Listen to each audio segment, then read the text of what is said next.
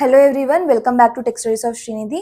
ఎవరైతే channel first time చూస్తున్నారో I'm Srinidhi. I'm currently working as software engineer at Microsoft.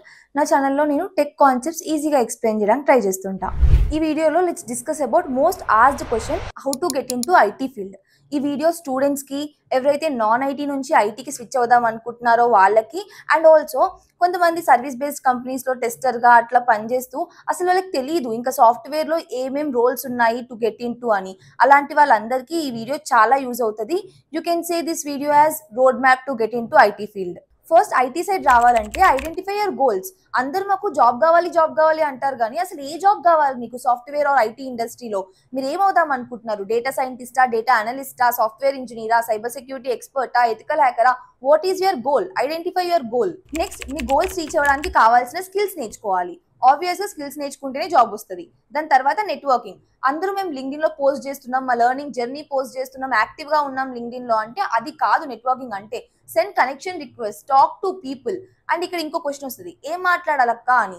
C, try to find the mentor. Mentor అంటే వాళ్ళకి message చేసి can you please be my mentor అట్లా అడగడం కాదు. For example, నేను కాలేజ్లో ఉన్నా, నేను డేటా సైంటిస్ట్ అవుదాం అనుకుంటున్నా.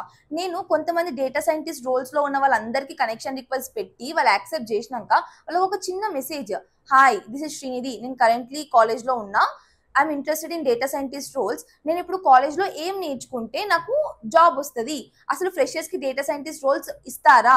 ఇట్లా ఆల్రెడీ ఇండస్ట్రీలో ఉన్న వాళ్ళతో మాట్లాడితే ఒక ఐడియా వస్తుంది. అసలు ఇప్పుడు ఇండస్ట్రీలో ఉన్న స్కిల్స్ ఏంటి, నేను ఇప్పుడు కాలేజ్లో ఏ స్కిల్స్ నేర్చుకుంటే I will be relevant for the industry.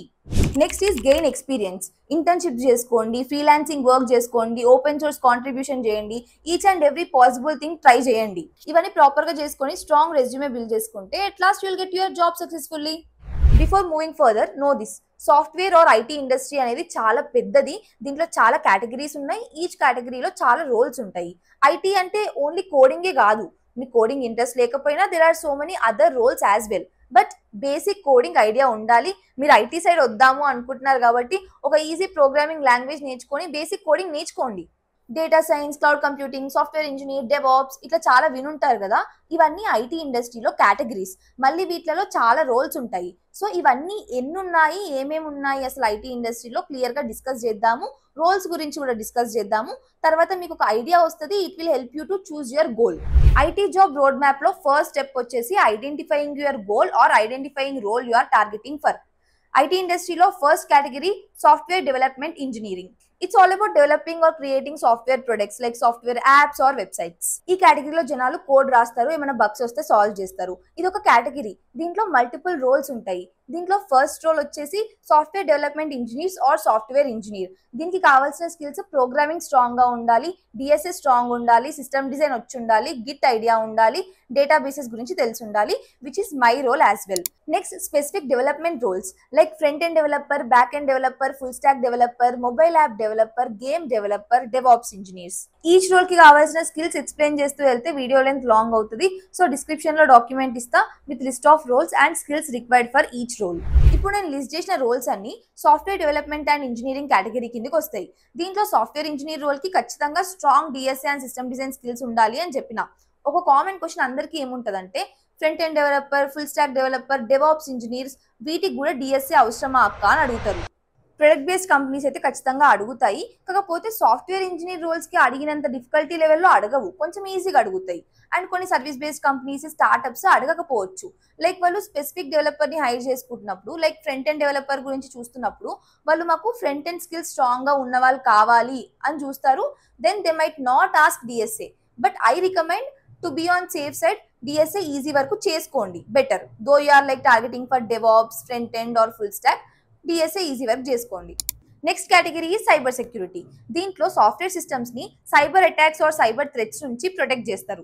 ఈ కేటగిరీలో మనకి రోల్స్ వచ్చేసి cyber security analyst, ethical hacker, security engineer, security architect, incident response analyst. Next is IT support. దీంట్లో జనాలు యూజర్స్ కి టెక్నికల్ ఇష్యూస్ వచ్చినప్పుడు అవి డిజాల్వ్ చేయడానికి హెల్ప్ చేస్తుంటారు, లైక్ ట్రబుల్ షూటింగ్ చేస్తారనమాట. ఎవరైతే కంప్లీట్ నాన్ ఐటీ జాబ్ లో ఉండి ఐటీ సైడ్ స్విచ్ అవుదాం అనుకుంటున్నారో this is the best category to step in to IT. ఎందుకంటే ఈజీగా రావచ్చు. డిఎస్ఏ, స్ట్రాంగ్ ప్రోగ్రామింగ్ అదంతా ఏం అవసరం లేదు. లైక్ ట్రబుల్ షూటింగ్ నేర్చుకొని ఏదైనా ఒక operating system like Linux, networking గురించి అండ్ స్క్రిప్టింగ్ నేర్చుకుంటే you can easily get in to these job roles. ఈ కేటగిరీలో రోల్స్ వచ్చేసి IT support specialist, network administrator, system administrator, help desk technician, IT technician. Next category is data science. దీంట్లో జనాలు existing డేటాని analyse చేసి future outcomes ని predict చేస్తారు. ఈ కేటగిరీలో roles data analyst, data scientist, data engineer, business analyst, machine learning engineer. కొన్ని అనివార్య కారణాల వల్ల నిన్న వీడియో రికార్డింగ్ ఆపేయాల్సి వచ్చింది. So I'm continuing now. Next category వచ్చేసి cloud computing and infrastructure. Simple గా చెప్పాలంటే మన software components like servers, database, storage వీటిని లోకల్ గా మెయింటైన్ చేయకుండా ఇంటర్నెట్ యూజ్ చేసి క్లౌడ్ నుంచి యాక్సెస్ చేయడం. ఈ కేటగిరీలో రోల్స్ వచ్చేసి cloud engineer, cloud architect, database administrator, site reliability engineers. Next category is networking. దీంట్లో జనాలు ల్యాన్ వ్యాన్ నెట్వర్క్స్ ని క్రియేట్ చేయడం, రౌటర్స్ ని, స్విచెస్ ని కాన్ఫిగర్ చేయడం, నెట్వర్క్ ప్రొటెక్టివిటీ మీద వర్క్ చేస్తారు, cloud networking or virtual networking మీద వర్క్ చేస్తారు. ఈ కేటగిరీలో రోల్స్ వచ్చేసి network engineers, wireless network engineers, network security engineers. Next category is product management. దీంట్లో జనాలు క్లయింట్స్ తో మాట్లాడి రిక్వైర్మెంట్స్ తెలుసుకొని వాటిని డెవలప్మెంట్ టీమ్ కి ఎక్స్ప్లెయిన్ చేస్తారు, ప్రాజెక్ట్స్ కి డెడ్ లైన్ సెట్ చేస్తారు.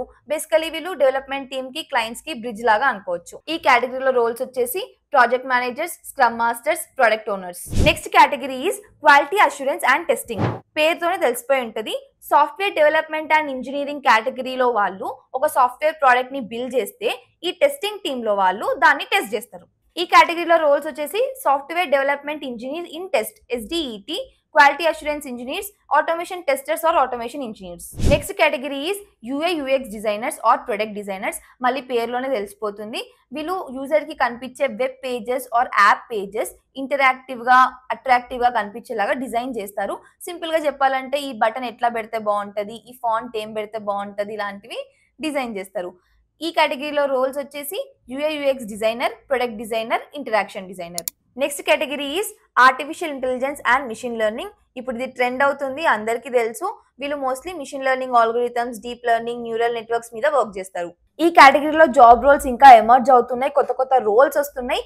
వీటిలో కొన్ని రోల్స్ వచ్చేసి AI engineers, NLP engineers, computer vision engineers, GenAI experts, LLM engineers. Next category is database and storage. దీంట్లో జనాలు డేటాబేసెస్, SQL, NoSQL మీద వర్క్ చేస్తుంటారు. ఈ కేటగిరీలో రోల్స్ వచ్చేసి database developers, SQL developers, storage engineers లాంటివి ఉన్నాయి. నెక్స్ట్ కొన్ని ఎమర్జింగ్ టెక్నాలజీస్ మీద జాబ్ రోల్స్ ఉన్నాయి. These are not famous, but కొన్ని జాబ్ ఆపర్చునిటీస్ అయితే ఉన్నాయి. Like IoT developer, embedded systems developer, ఇది EC వాళ్ళకి related, block chain developers, AR VR developers లాంటివి. These are different job categories and job roles in IT or software industry. ఇప్పుడు మీకు IT ఇండస్ట్రీలో ఉన్న different job categories and job roles గురించి ఒక idea వచ్చింది కాబట్టి, అండ్ ఆల్సో నేను డిస్క్రిప్షన్ లో ఒక డాక్యుమెంట్ లింక్ ఇస్తా, in which I list all job roles and each job role కి కావాల్సిన స్కిల్స్ ఏంటి కూడా క్లియర్ గా ఇస్తా. అది చూసి ఒకవేళ మీరు బీటెక్ స్టూడెంట్ అయితే మీ దగ్గర ఉన్న కరెంట్ స్కిల్స్ తో ఏ జాబ్ రోల్ కి అప్లై చేయొచ్చు చూసుకొని దానికి ఇంటర్న్షిప్ అప్లై చేసుకోండి. That might not be your dream role, కానీ ఇంటర్న్షిప్ ఎక్స్పీరియన్స్ అయితే వస్తుంది కదా దేంట్లో ఒక దాంట్లో. సిమిలర్ గా బీటెక్ అయిపోయి ఎవరైతే జాబ్ సర్చింగ్ లో ఉన్నారో మీ దగ్గర ఉన్న స్కిల్స్ లిస్ట్ చేసుకోండి. బీటెక్ లో మీరు ఏదో ఒకటి నేర్చుకొని ఉంటారు కదా, అవి లిస్ట్ చేసుకొని ఆ స్కిల్స్ వీటిలో ఏదైనా జాబ్ రోల్ కి మ్యాచ్ అవుతున్నాయా చూసుకొని go and apply for the job roles aggressively. అది మీ డ్రీమ్ జాబ్ కాకపోవచ్చు, బట్ అన్ఎంప్లాయిడ్ గా ఉండి కెరీర్ గ్యాప్ తెచ్చుకునే బదులు ఇప్పుడున్న కరెంట్ స్కిల్స్ తో ఏదో ఒక జాబ్ రోల్ లో జాయిన్ అయిపోయి తర్వాత work on your skills and get in to your dream job role. Similar గా ఎవరైతే నాన్ IT సైడ్ లో వర్క్ చేస్తూ IT సైడ్ రావాలనుకుంటున్నారో ఫస్ట్ ఈజీగా IT సైడ్ ఎట్లా రావాలి, ఈజియెస్ట్ జాబ్ రోల్ వెతుక్కొని దాన్ని యూజ్ చేసుకొని ఫస్ట్ IT సైడ్ వచ్చేసేయండి. అది టెక్నికల్ సపోర్ట్ రోల్ అయినా పర్లేదు. ఒకసారి IT సైడ్ వచ్చినాక మెల్లిమెల్లిగా మీకు సాఫ్ట్వేర్ ఇంజనీర్కి వెళ్ళాలి అనుకుంటే DSC అండ్ సిస్టమ్ డిజైన్ నేర్చుకొని సాఫ్ట్వేర్ డెవలప్మెంట్ రోల్స్ కి అప్లై చేసుకోండి. లేదా నాకు ఫ్రంట్ ఎండ్ డెవలపర్ అవ్వాలి అంటే మెల్లిమెల్లిగా ఈ టెక్నికల్ సపోర్ట్ రోల్లో ఉంటూ front end development skills improve చేసుకొని ఆ పర్టికులర్ రోల్ కి అప్లై చేసుకోండి.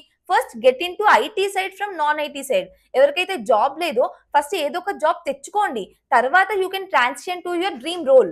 లేదు నేను డైరెక్ట్ గా నా డ్రీమ్ రోల్ లోనే జాయిన్ అవుతా, కావాల్సిన స్కిల్స్ నేర్చుకొని అని వెయిట్ చేస్తే మాత్రం కెరీర్ గ్యాప్ వస్తుంది, ఇంటర్వ్యూ కాల్స్ రావడం కష్టం అవుతుంది. రిక్రూటర్స్ కూడా చూస్తారు కదా కెరీర్ గ్యాప్ ఎందుకు ఉంది అని అడుగుతారు. నా క్యాంపస్ ప్లేస్మెంట్ లో జాబ్ రాలేదు అందుకే కెరీర్ గ్యాప్ వచ్చింది అంటే ఆబ్వియస్ అక్కడ ఒక నెగిటివ్ ఇంప్రెషన్ పడిపోతుంది. So something is better than nothing. Don't wait for your dream role.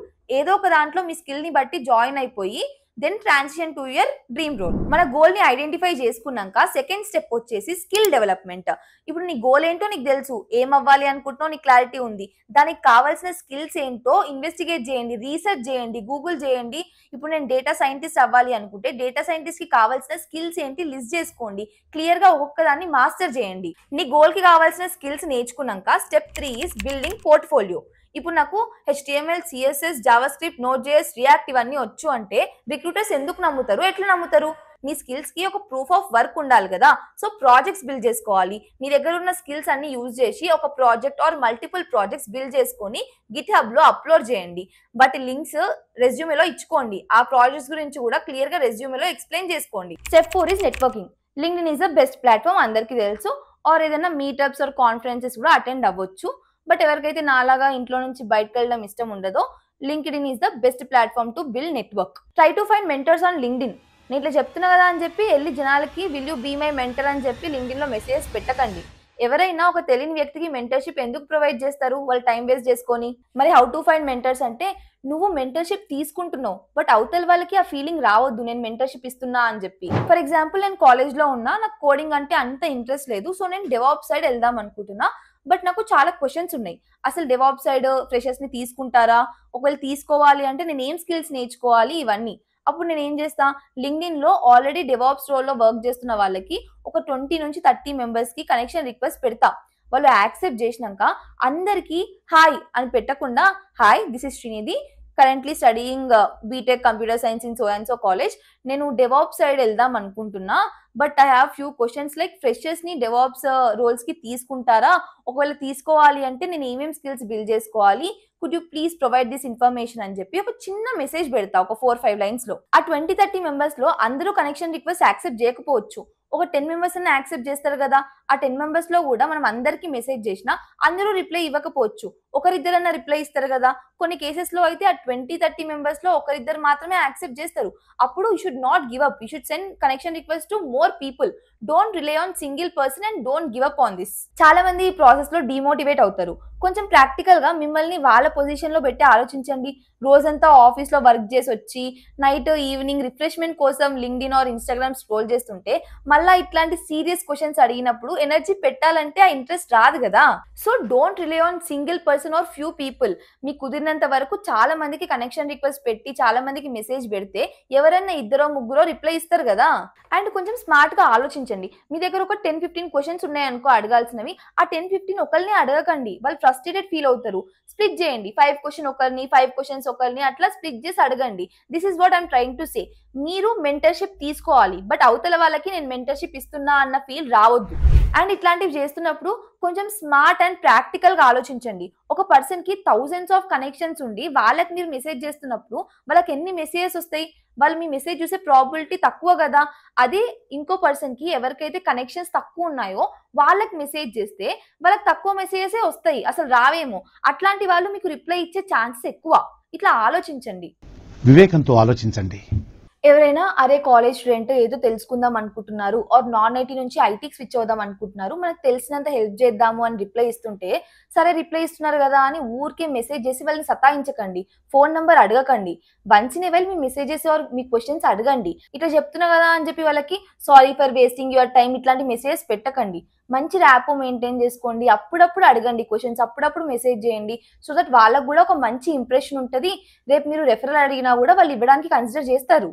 And ఇంకోటి, వేగ్ క్వశ్చన్స్ అడగకండి. How to get job in Google, how to get job in Microsoft, ఇట్లాంటి questions అడగకండి. మీ homework మీరు చేసుకోండి. ఎట్లా అడగొచ్చు, నేను డిఎస్సి తరోగా చేసుకున్నా, ఒక మీడియం లెవెల్ వరకు సాల్వ్ చేయగలుగుతా, సిస్టమ్ డిజైన్ కూడా నేను చేసుకున్నా, నేను ఇంతవరకు నేర్చుకున్నా, ఇది సరిపోతుందా, ఇంకేమైనా నేర్చుకోవాలా, or should I start giving interviews, ఇట్లా అడగండి. వాళ్ళని ఏం నేర్చుకోవాలి సాఫ్ట్వేర్ ఇంజనీర్ రోల్స్ కి ఇట్లాంటివి అడగకండి. గూగుల్ చేస్తే ఆర్ జాబ్ రిక్వైర్మెంట్స్ చూస్తే మీకు తెలియదా, ఓకే ఎస్డిఈ రోల్స్ కి సిస్టమ్ డిజైన్ అండ్ డిఎస్సి అడుగుతారని. So do your homework first before messaging anyone. Step 5 is job hunting. ఇక్కడ అందరూ ఒకటే అంటారు, చాలా కంపెనీస్ కి అప్లై చేస్తున్నాం, చాలా జాబ్స్ కి అప్లై చేస్తున్నాం, కానీ కాల్స్ రావట్లేదు, జాబ్ మార్కెట్ బాగాలేదు. ఒక మంచి ఈజీ రీజన్ వెతుక్కున్నారు, జాబ్ మార్కెట్ బాగాలేదు అని. But to be honest, job market బాగోకపోవడం అనేది ఏమి ఉండదు.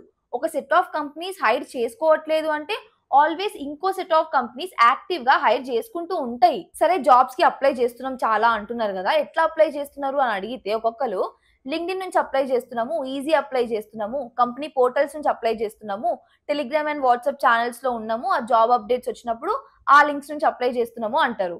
కొంచెం ప్రాక్టికల్ గా ఆలోచించండి. మీతో పాటు ఆ టెలిగ్రామ్ అండ్ వాట్సాప్ ఛానల్స్ లో ఎన్ని థౌసండ్స్ పీపుల్ ఉంటారు. అట్లనే LinkedIn easy apply company portals నుంచి ఎన్ని వేల మంది అప్లై చేస్తుంటారు. అంతమందిలో మీకు కాల్ రావాలని ఏముంది? నేను ఎప్పుడూ చెప్తా, గో త్రూ రిక్రూటర్స్ కి కనెక్ట్ అవ్వండి, వాళ్ళకి మెసేజ్ చేయండి అని చెప్పి.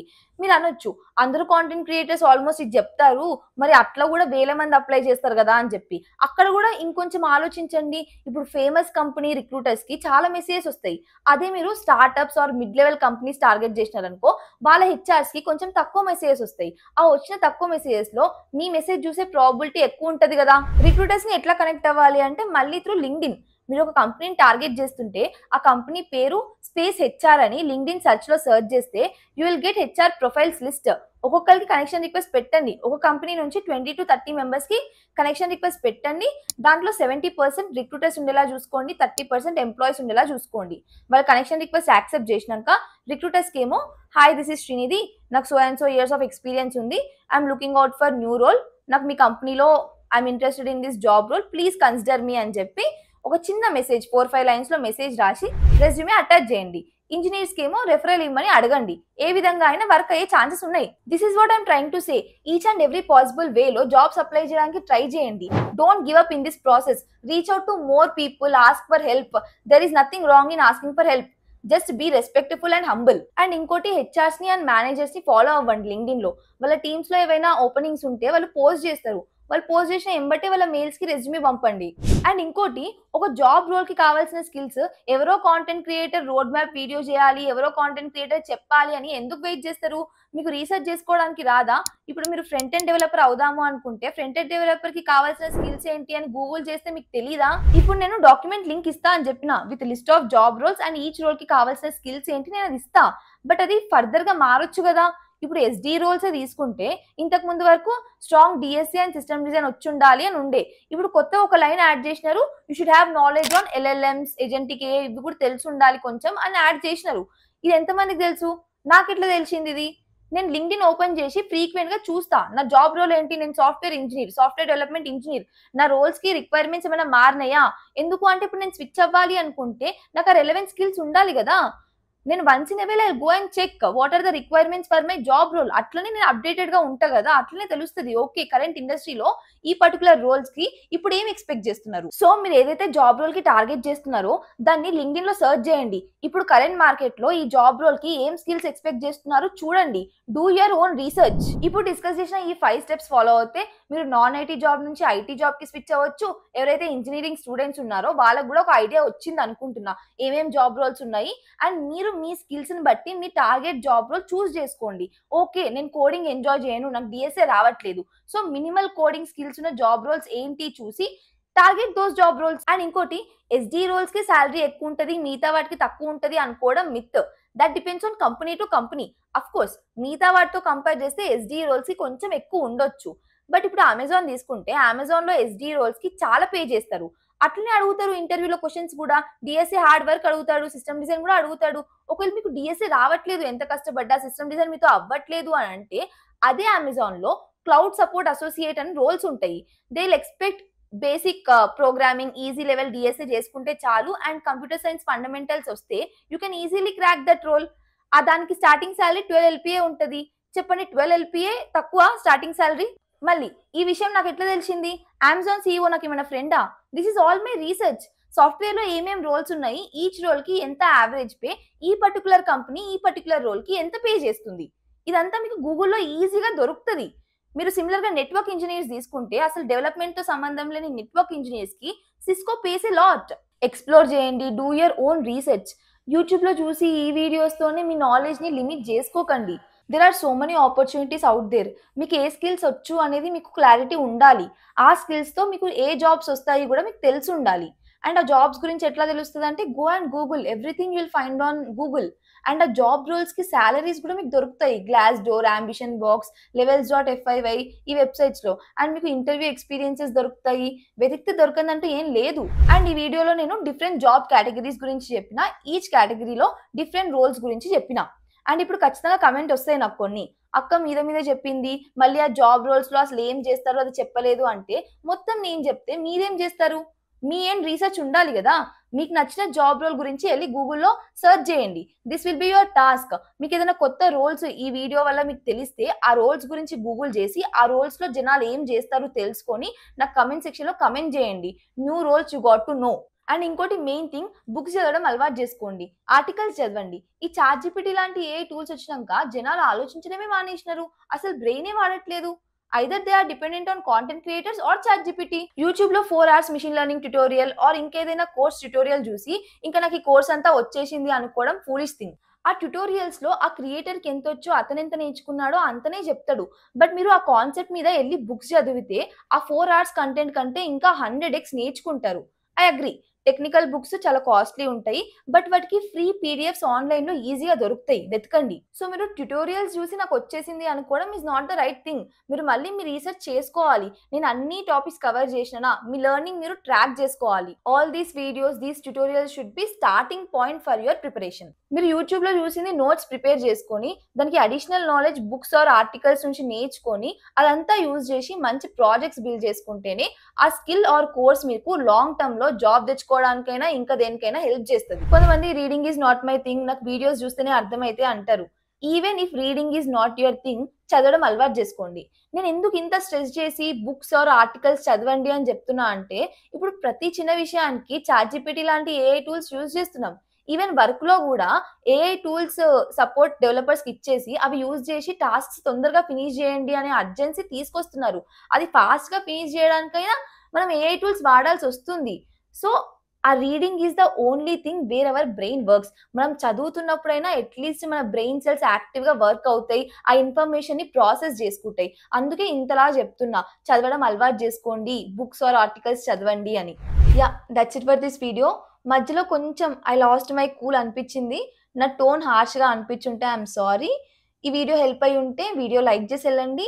అండ్ ఆల్సో ఈ వీడియోలో ఏదైనా కొత్త విషయం నేర్చుకున్నా, ఏదైనా విషయం మంచిగా అనిపించింది అంటే కామెంట్ చేసి చెప్పండి. That's it for this video. Thank you so much for watching. By.